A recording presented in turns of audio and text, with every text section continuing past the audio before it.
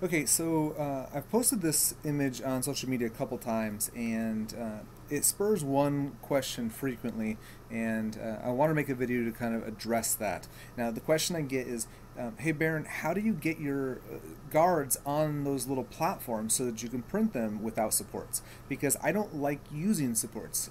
Supports means I have to. It takes more time. I feel for me or for my assistants to trim them all off. Also, they tend to be all over the occlusal surface, which means any occlusion I've built into the guard is potentially going to be impacted, and there's more polishing, all the above. Now, there's people that may disagree with me. That's fine. We all have our own opinions. But if you want to know how I get this to work, I'll let you know in this video. Now, I want to tell you that I use a software called D3 Splint. In that software, Dr. Patrick Moore, he's a good friend of mine. He actually helped. He went ahead and incorporated the platform that I use into his software so that it's not something you have to do the way I'm going to show you. So if you're using that software, check out my other videos on how to use that software. It'll kind of, you can skip this. But if you're getting a guard sent to you from a lab, or you're using Exocad or 3Shape or InLab or some other way, mesh mixer, you're designing your splints some other way, and you don't have this platform, so option built in the software, well, this is going to give you that option. So the first thing I want you to do is I need you to get a hold of the file, the actual platform. And to do that, you're going to come up and you can just go right to my website, barongretterdds.com. Okay? Now, what I want you to do is I want you to go up to the shopping tab. And then if you slide down, you'll see BG Designs. Those are things that I've designed and shared. Some are paid for, some are free. This is a free one, okay? So I'm going to scroll all the way down to the bottom, and you're going to see these print platforms. If you click on this, you're going to go through the process of buying it. Again, it's free. It's $0. But you're going to, anyway, download the files. And when you get the files downloaded, yeah, it's pretty simple here. You're going to end up with a zip file. In that zip file, there's all these platforms.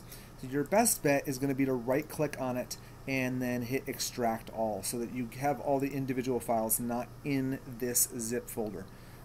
Hopefully that is a concept you're familiar with. So anyway, now we have these files. You don't need all of these for this. These platforms were originally designed so people could print their models, and you can still use them for that.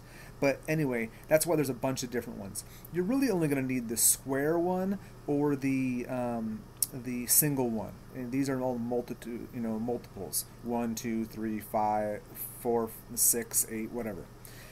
So now I'm going to open up Rayware. Now you do not have to use Rayware. You could be using Preform or whatever software you're using. Every software really should be able to accomplish the same thing. Every software I've used will do this. So now I need to come and get my Occlusal guard. Here's one. I'm going to drag and drop this in the software. So the first thing I want to do is I want to orient it the way I want. And what I like is, since this is maxillary, it's already kind of easy because it's already intaglio down. Well, I want it intaglio down, so if it was a mandibular splint, I'm going to flip it over. Now I'm going to turn it down 45 degrees. If you're using Rayware, if you just hold the shift button while turning, it turns things in 45-degree increments. It's really handy. You can always guesstimate, but that's how I want it, 45 degrees. The reason I like this is because the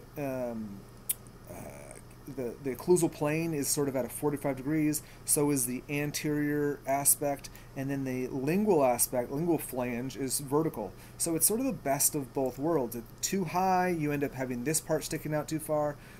Too soft of an angle, then the whole occlusal plane is not quite right.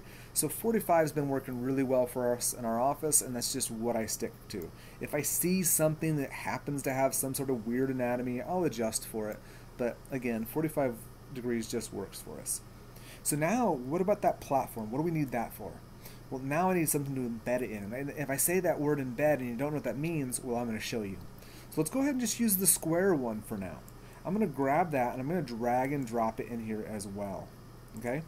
So here is the square platform. I'm going to slide it right under the middle of this. Okay? Now, the software is going to recognize these two objects as one. It is not going to differentiate between the two of them, okay?